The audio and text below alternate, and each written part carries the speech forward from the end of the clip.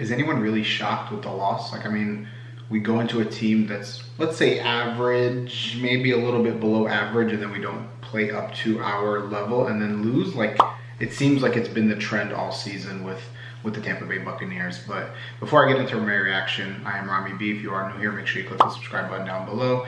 I post weekly Buccaneer reaction videos. And yeah, let's get into it. So our Tampa Bay Buccaneers had a chance to right their season against the Colts. This is now like the easy stretch of our season. I think we have one game left against the team with a winning record, and this was our chance to really, win 5 of the next however many games and, kind of get back into the division lead. But we did fall to the Indianapolis Colts, who are playing a backup quarterback. We lost 27-20. We had 298 yards of total offense, 173 passing, 125 rushing, and the Colts had 394 total yards of offense, 239 passing, and 155 rushing. And it kind of goes back to what I said last week. It seems like every game the Bucs play this year, we float around 300 yards of offense, wins or losses, and it's. I don't think that's a recipe for success in today's NFL. Every team we play is getting more yards than us, even some of the games that we win, and it just shows that our offense is very, very basic and average. So Baker was 20 of 30 for 199 yards, 2 touchdowns, a pick and a fumble. Fumble given up by a sack that was given up by Tristan Wirfs. I think it's his second one of the season.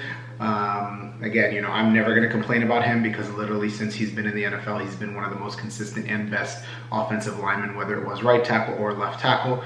Baker could have done more. I mean, again, I think our offense overall is very flawed, and I don't know if I can keep giving Canales extending him an olive branch, just because with Mike Evans and Chris Godwin and the weapons that we have, we should be throwing more than we are running, and it seems to be a trend that we're still trying to establish the run. And I get it, today we had a little bit of a better run game, but that's obviously due to a 38-yard run, I think it was, by Rachaad White that really inflated the numbers.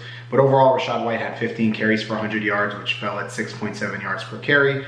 Take away that 38-yard one, he had 14 carries for 62 yards, so not the best of days overall, but again, just really inflated. We don't consistently get those big chunks. Baker had 3 rushes for 14 yards on scrambles, and Chase Edmonds 1 for 11. Run game, nothing to write about. Again, 125 rushing as a team, very good, but at the end, it didn't really make too much of a difference for us and continues to be an issue. I don't think us breaking that long one was due to a good setup. I think it was more luck, considering all season we haven't really broken any run over like 10 or 15 yards. So yeah, receiving wise, Evans had 6 catches for 70 yards and 2 touchdowns. There isn't a lot of positives to talk about this game, so I will highlight Evans, who now has 850 yards on the season and 9 touchdowns. He needs 150 yards in the next 6 games to break 1,000 yards. He's arguably on pace for one of his better overall statistical seasons. I think he'd probably finish maybe 2nd most yards he's ever had, 2nd or 3rd, and he has 9 touchdowns so far. He could break the record that he set a couple years ago, I think, which was 13 touchdowns. I mean, it's not that far off right now. He's 2nd in the NFL in touchdowns as well, behind Tyreek Hill, not counting these afternoon games and the night game.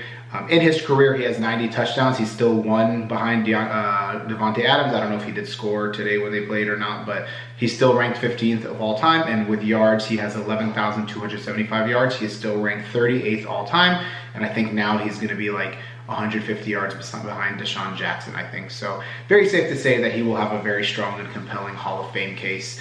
If he plays a few more years at these specific averages, he should be top 10 in touchdowns for sure. I mean, he needs 10 more touchdowns to be in the top 10. I think it is if you get 100.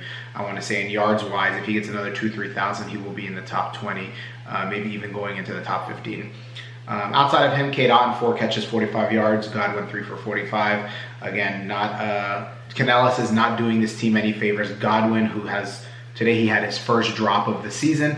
Godwin should be getting the ball more. Evans and Godwin should combine for more touches than Rachaad White, honestly, considering how ineffective he has been running the ball. He had 15 carries today, and Evans and Godwin combined for 9 catches. Like, think about that. You have 2 of the better receivers. We have arguably a top 3 tandem in the NFL, and we're still not utilizing them until it's too late. And again, it goes back to Todd Bowles' coaching philosophy of playing more conservative football, running the ball, controlling the tempo, controlling the clock, and then playing really good defense. But with Lavonte David out on defense, we've seen in the past when Lavonte David is not playing, the defense is a shell of itself. It can be somewhat effective, but is not the elite defense that it can be. So with that, you have to change the strategy. And I think Bowles at this point, I don't know if he thinks he's in the hot seat or he was told by the owners he's not, because he is not changing his philosophy at all. This doesn't seem like a coach that is worried about his job and is, really playing for his job and trying to, keep his job on the line. But anyways, defensively, Carlton Davis got 1 pick. First pick in 70 seasons. He's not that good at getting picks at all. I think he only had 7 in his career. Cansey had a sack. Joe Tryon-Shinkia had a sack. Again, pass rush was not there. Continuously, that seems to be an issue all season, and we're not blitzing Devin White, and I'm sure we weren't going to with Lavonte David out. I don't know what happened there. My camera just randomly stopped. I'm trying to get the brightness back. But yeah, Gardner Minshew did not have a great game. 24 completions, 41 attempts, 251 yards, and a pick.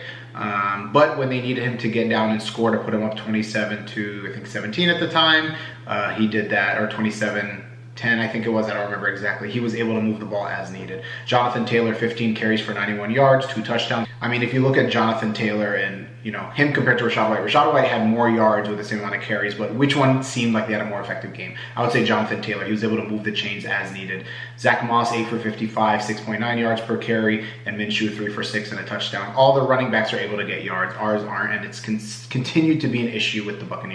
On the receiving end, Michael Pittman Jr., 10 for 107, unstoppable. Downs, 5 for 43. Mo Ali Cox, 1 for 30. We didn't really have answers for Michael Pittman Jr. with Carlton Davis on him, which is sad because he is our best corner. But because my camera keeps turning on and off, I don't know what's going on. I'm going to wrap this up early. The division as it stands is the Falcons beat the Saints, so they are 5-6. First place, Saints are 5-6. Second place, Bucks are 4-7 and third, and the Panthers are 1-10. It seems like at this point the division may be. I mean, we're only 1 game behind, but we do have the loss to the Falcons, which puts us a game and a half behind, and I don't know the overall the division record if things do end up getting into a tie. So it's not really looking good right now. We do play the Panthers next week. They are 1-10, but this is a game we probably should win at home. But again, is anyone going to be surprised if we struggle against the Panthers or they find a way to get their offense going against us? Because that seems to be the case. Teams are always getting their offenses against us.